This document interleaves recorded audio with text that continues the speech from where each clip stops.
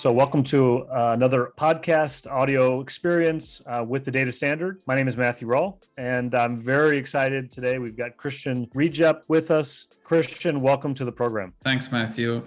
Thanks for having me. I'm really excited to be here. So Cristian, it's a privilege for us, especially to talk about some of the data science as it applies to the fields that you're in, because this is a super dynamic area. You're working for a company today called Therapeutics. So I think it'd be helpful before we start kind of diving in, just give a little background on yourself and how you came to kind of where you are today. I work in machine learning applications for biology and drug development, and this is not something for which there is a specific degree. People come from all sorts of places, so I think it'd be useful to explain my trajectory. It's not a clear path to it. So I actually started off doing a software engineering degree. I actually thought I was going to be a software engineering, do software engineering, but I did a few internships in the area, and I just felt that the applications weren't really inspiring me. So I somehow stumbled on data science through my courses, machine learning. I really liked it, but I kind of by mistake sort of audited tutorial in bioinformatics where people were kind of talking about this idea that you can understand disease physiology, human physiology in general by just looking at data. And the person there was talking about the amounts of data that are being generated and all sorts of interesting applications. So I kind of followed it up, did a course, ended up doing an undergraduate thesis in it, and I liked it. The problem was that a computer science or software engineering degree doesn't really teach you chemistry, biology, genetics, all of these things. So then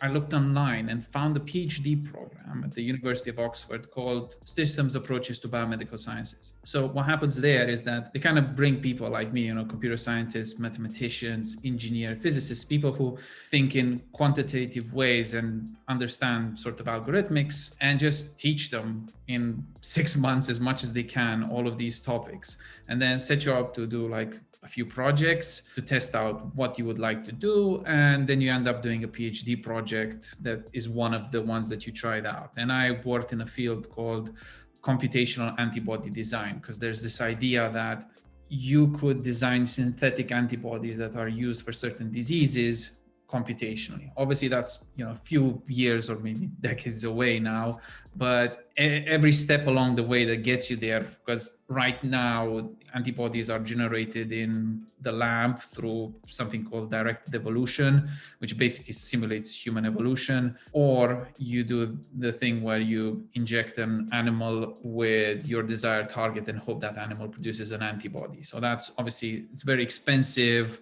It doesn't usually work. You have to try it a lot of times. People want to do it computation. So I worked on that. After that, I decided to go to work in industry. I was very fortunate to be hired by a company called Adaptimmune. It works in cell therapy. And that's basically, the newest therapy that there is kind of for cancer, where your immune system is reprogrammed to attack a cancer. They did not have in their research R&D division what they call bioinformaticians, which is pretty much a bioinformatics data scientist. So they wanted to try this out. They had some, interesting projects, loads of data available, and they hired me. It was a really good experience. After Adaptimmune, I joined Therapeutics, my current company, where I lead data science at the moment. Okay, so I appreciate the background. I think that helps a lot. Maybe talk a little bit about Therapeutics and kind of what is Therapeutics focused on? Maybe a little bit on the size of the company as well. So I think we're just a little bit over 10 employees at the moment. We started probably a year and a half ago.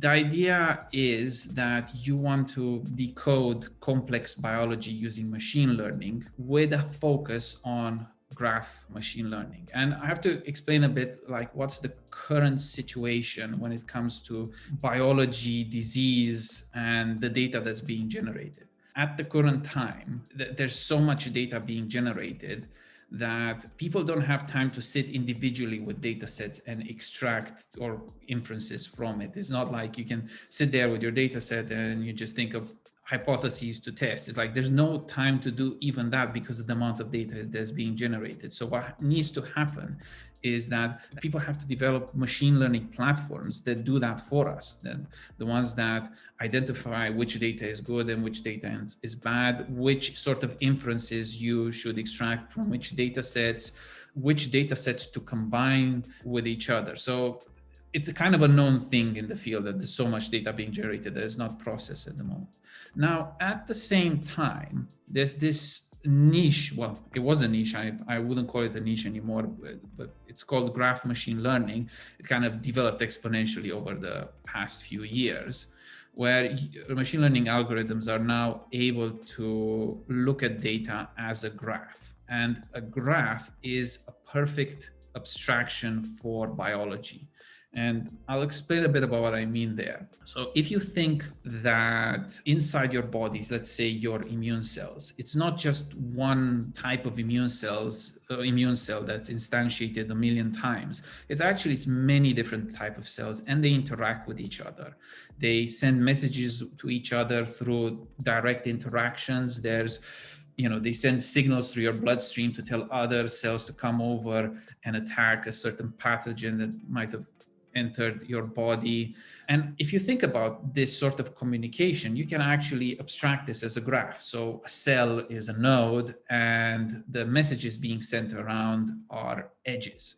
So this is one way to look at it. Now you can actually go inside the cell. So inside the cell, you have tens of thousands of genes that are actually talking to each other directly and indirectly through, I won't go into too much details, but they create proteins and there's a whole host of things that happens. But for the purpose of this conversation, again, you can think that the talk between the genes as being nodes and the actual messages being edges. Now you can go even deeper than that. So the DNA inside your cell, right? If you take it out and make it as a string, it's like 2 meters long. So that means it doesn't sit elongated like that in your cells, because obviously your cells aren't 2 meters long. It's actually packed, but it's not packed randomly. It's not like it's jam-packed in there. It actually has some shapes that form inside that matter. And that means that areas that in your DNA that are far away from each other might be interacting with each other through 3-dimensional interactions. And obviously, people have identified this and then have developed methodologies to sort of extract this information from the cell. And we're talking about millions of such interactions. So you have a method that generates data that tells you, okay, which areas in the DNA sit next to each other. And again, that's another graph. So there's another level of interaction. And this one is particularly critical. When your cell gets that wrong, you get all sorts of diseases.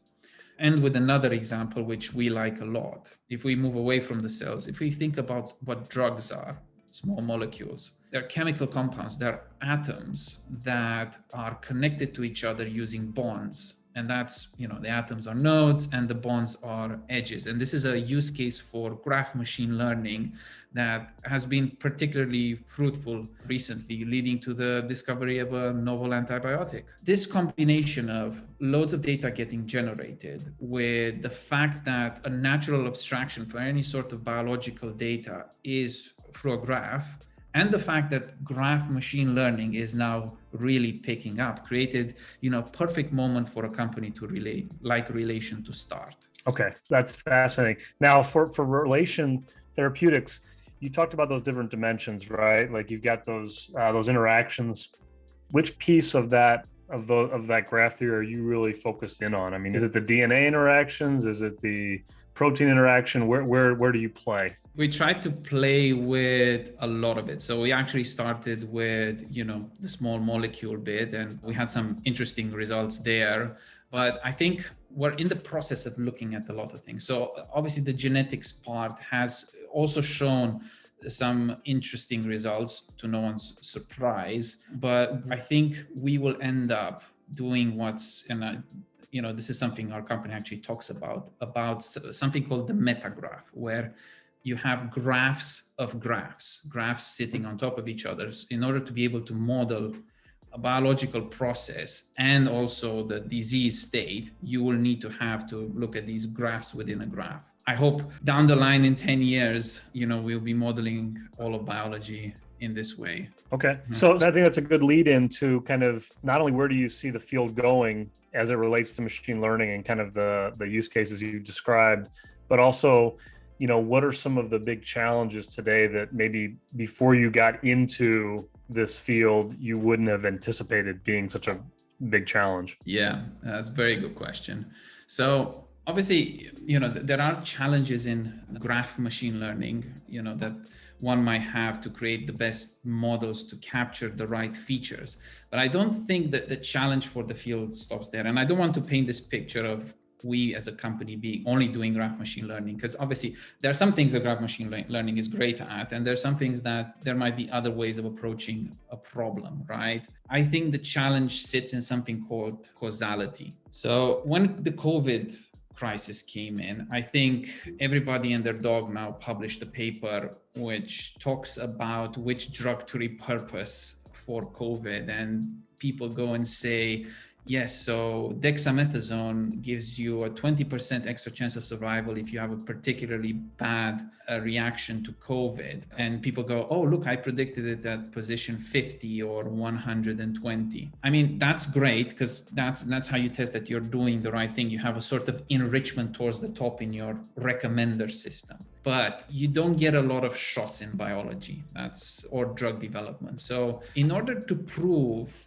that this is working, you actually have to do a randomized control trial. That is the gold standard, which means you have to take, 10,000 people and split them into 5,000 each. They're basically random, and to one you give a treatment, to one you give a placebo, right? Mm-hmm. That is very expensive. These things can go up in the hundreds of millions. So you can't really afford to take 49 predictions, 2 clinical trials to get a success on the 50th. That financially is not valuable. So what you have to sort of do is identify, there's this thing called disease modifying causality, because I don't think there's any one cause that causes for disease. There's actually a combination of a lot of things that's going on, but you need to identify that perturbation that you may need to make to a system to get rid of the reaction that you're seeing. And there's various camps in this. There's the people who think, okay, there's going to be machine learning for causal inference. And there's people who think we have to do 10,000 experiments, and at the end, we will know what we need to know. And I think the answer is actually somewhere in the middle. And this is something we're thinking a lot about in relation, is in order to get to causality, you need somehow to have an interplay between experiments done in the lab and the machine learning. So somebody who's like an experimentalist could say, I want to do 10,000 experiments, but you might not have enough money to do that. Maybe Jeff Bezos doesn't have enough money to do that, right? And you maybe don't have enough scientists in the world to do those experiments because they take a lot of time. So what if you can do, let's say, 100 that are particularly chosen by your machine learning algorithm? This is something we've been thinking about. And maybe you don't do all of the 100 at once. You do 10, and you feed that information back in to your machine learning algorithm, which then goes, here's another 10 to do, from which, I would learn the most. This is obviously called active learning. And it's another topic in machine learning, which is, gets a lot of people excited at the moment. Sure. Okay. That's super interesting. Just because we're coming out of this, I don't know if say coming out of it, but we're emerging from this COVID era that we've been in. Mm-hmm. I'm very curious to hear from you, your perspective on how quickly the vaccines were developed and what impact that will have or could have on the way that, researchers and scientists in your field are developing drugs in the future. If there's a relation there to data science, I'm sure there is, but I'd love to kind of hear your perspective on that. That's a good question. I was particularly surprised when I think it was November, people came out and said they had 90% efficiency in these vaccines. I think everybody was in the drug development community. I think they've done an amazing job of it. And I think it really showed people what investing in biotech and biomedical sciences can do for the world. Because I found it pretty amazing that less than a year after the COVID situation kicked in, I think my entire family back home was already vaccinated. And to me, that's really mind blowing. Now, I don't know in the case of the particular vaccines, I don't know how much data science was used in some of them. I know I can talk a little bit about a way of delivering, a vaccine to a cell. So one of the key questions, and we're talking here about any sort of therapy, is delivering it to the right cell, because you can insert it inside the body, but if it goes in the wrong places, A, it might be doing something you don't want, B, you might not get the quantity that you want in the right cell. It's spread around your body, right? Yep. So I've read papers where people were approaching engineering, delivery methods to specific cells using a combination of lab techniques and active learning, where sort of the machine learning algorithm guides the experiments that you can do, so that you can identify in the fastest possible way what's the best way to deliver. This is a trial and error process, because no one can come up with a model that tells you exactly how you have to do it, but you get hints along the way of what's the right thing to do, and obviously a machine learning algorithm can sort of pick up patterns and get to a favorable result much faster when it's combined with a lab system. Got it. One thing I'm struck about just talking to you and hearing you describe kind of the body is the beauty and the complexity of the human body, right? And so many different permutations, so much complexity, so much data, right? I'm wondering, quantum computing is kind of something that's kind of the next step, right? It seems like quantum computing could potentially have a lot of impact and use inside of kind of your field. Any thoughts on that, or kind of just what that might mean for kind of research in your area? That's a very good question, and it's something that I have on my to-do list to research, because so I didn't do quantum computing courses in uni. I do know that there are certain algorithms which are possible using quantum computer that are not possible with normal processors that we have now, but I don't think I could point to exactly a application. Now, I will say something else though. So there is, I don't know, your viewers, that if they know about this grand challenge that Google DeepMind solved recently. It's called the protein folding challenge. Where I come from, everybody was blown away. And it's one of those problems that I think nobody thought that the conventional computer can solve. The thing is, it solved it that well. With obviously DeepMind has a lot of computational power, and I look at some of their papers and I'm like, okay, you have many server farms that you've used for this, and that's great for you. But the idea is that they still use the existing computational power to accurately predict what someone never thought a computer could predict, is the way that a protein falls in three-dimensional space. And I want to say another thing that I remember reading on the commentary after the grand challenge was solved. It was so accurate that some people had to go back and look at the experimental results, because the AlphaFold algorithm corrected some of the experimental data. So I still think there is a lot we can do with normal computational power that we have at the moment, but it is something that we need to look at, because I see more and more that people are getting close to making available quantum computing for a large part of the population. Fantastic. Well, maybe just one more question, because I know we're running kind of short on time here, but we have a lot of listeners that are looking to either get into data science or they're in kind of like you, they're in software engineering. They started software engineering. They want to make a transition. So maybe just a couple of suggestions kind of from your learnings on kind of how to think that through, and maybe why, biology is a very interesting place maybe to land as well. Well, two questions there. It's like how to get into data science. The truth of the matter is that there is so much material online right now. There's so many courses, and to be honest, I use them myself, the Coursera courses, and there are other platforms that teach you on how to do basic data science. I would really encourage people to do that. There are also people on LinkedIn who are really knowledgeable about the space, and people publish sort of what you need to know for the field of data science kind of thing. So there are loads of tutorials like this. It's like, okay, there's this part of math that you need to know. There's this basic statistics that you need to know. Obviously know a little bit of SQL because a lot of your data will be in databases. If you're a software engineer, your coding ability is more than enough. And it's quite an advantage.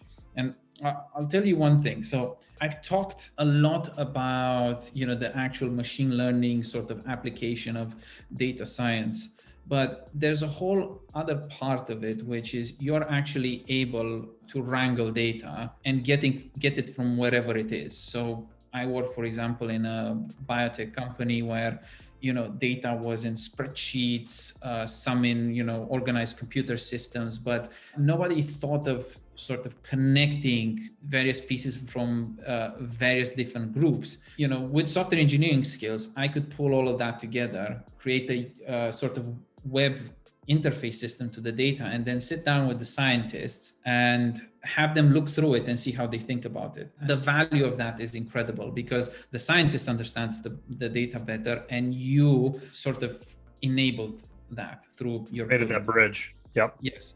So that's getting into this field. Like, I think software engineers have a lot to offer. There is a learning curve, and you have to be patient. I think it's very worthwhile, and it's very satisfying seeing when you're applying, basic approaches from your experience into a different context like biology, and it works. It's a very satisfying feeling. And certainly, I think the field will only continue to grow in the future based on so that's very interesting. Well, Cristian Regep, Head of Data Science Relation Therapeutics, thank you very much for the time. If our viewers want to reach out to you, is the best way to connect over LinkedIn or? Yeah, I think the best way is through LinkedIn. Okay. Well, thank you again. This has been a real privilege, and we really appreciate you joining and taking the time. Thanks a lot for having me. Cheers.